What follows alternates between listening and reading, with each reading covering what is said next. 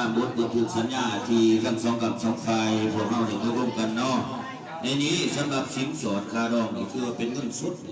50,999,000 กีบกับ1,000ถือว่าเป็นมือนี้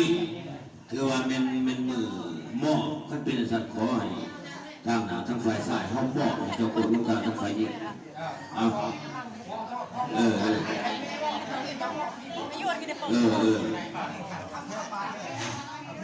เอาเพ่หอเนี่ย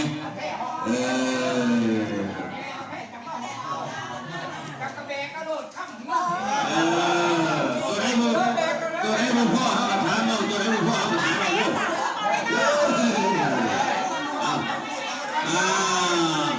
ชมเชยโอ้ยถึงวันชมคำแค่ตัวนี้มาเจอมาเอาตัวนี้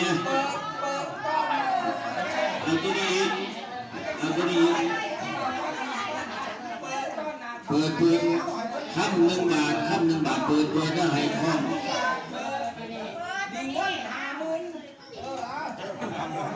เอา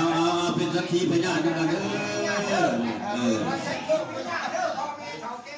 เอาเงินเขาออกมาอีกเอาม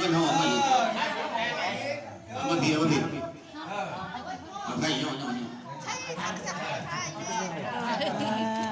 เงิน50 ล้าน999,000 กีบใคร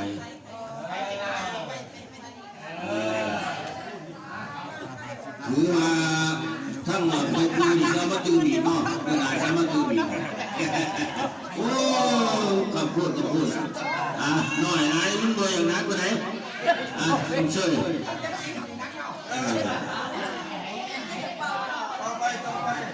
ยบอกภาษาเรื่องบริหารเลยครับให้หัวมันต้องใส่ข้อมีเราได้ตุ้งทุกคนบันนี้เงินนี่เงินนี่ห่อเงิน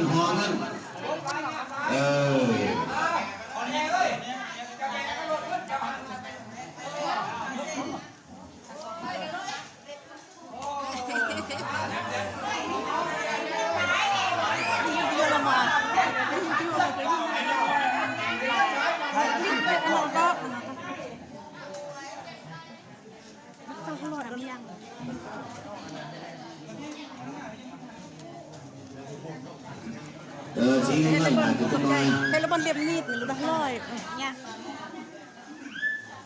คนละก็ได้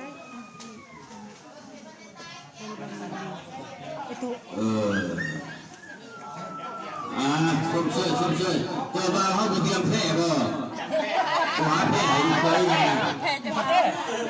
หาแพ้ไงหาแพ้ให้เคยไงเลยยืนขับเลยดิโอ้ไกลจังหวะเลยแต่คันเลยดิปกติเลยยืนที่นกคนสะเพาก็สั่งเลยว่ายืนสั่งเลยยืนพาเบียง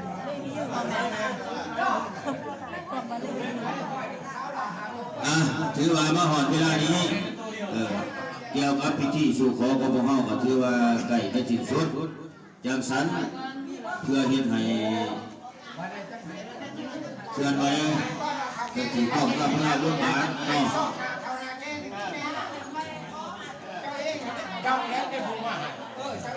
ตัวไหนเห็นเพื่อนข้องข้อบนไฟพิเศษบ่เพิ่นว่าอยู่ในขันน่ะน้อยโพดคือว่าแม่ยาเฮาตื่มให้อีกว่าท่านขอชดเชยเป็นพิเศษเนาะเข้าไปเด้อไม่ต้องสองไม่ต้องเขาไปหากันเนี่ยเพิ่นว่าหาลูกเขยเพิ่นมาไม่เพิ่นยังสิตื่มให้เรื่อยๆมาซั่นตื่มไปโดดเด้อตื่มไปโดด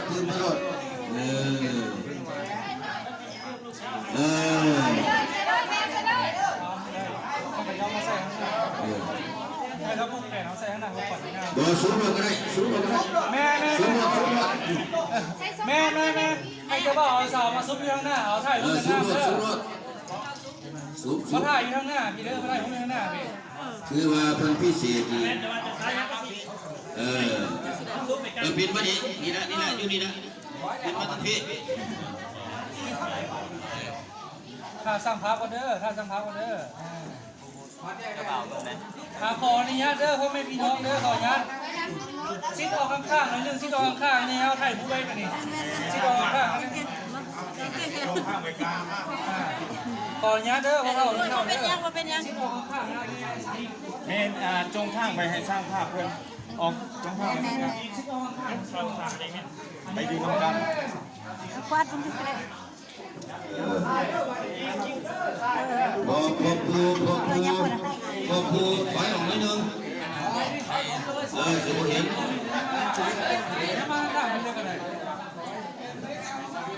เงินขาดออกมาก่อน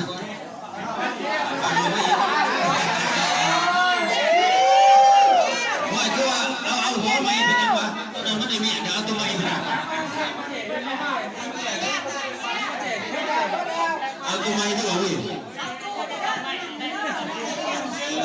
ตัวไม้เด้อพอเราต้องพูดได้ตัวไม้เด้อ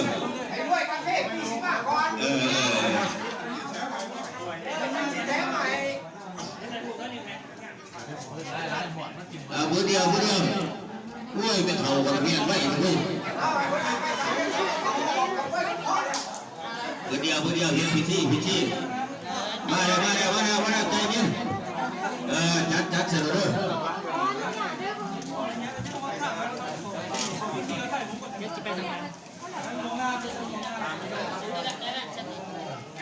บอกในกำไรเขาแลแกดีเนาะ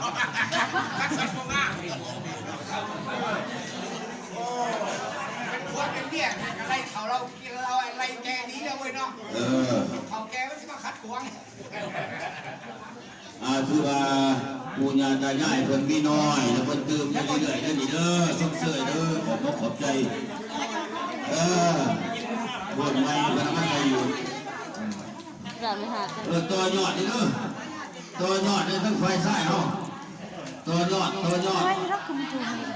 ตากตาจัดกดกี้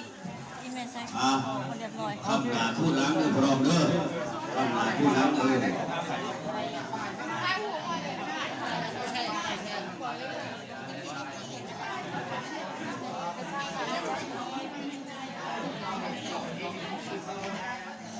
ได้บ้าง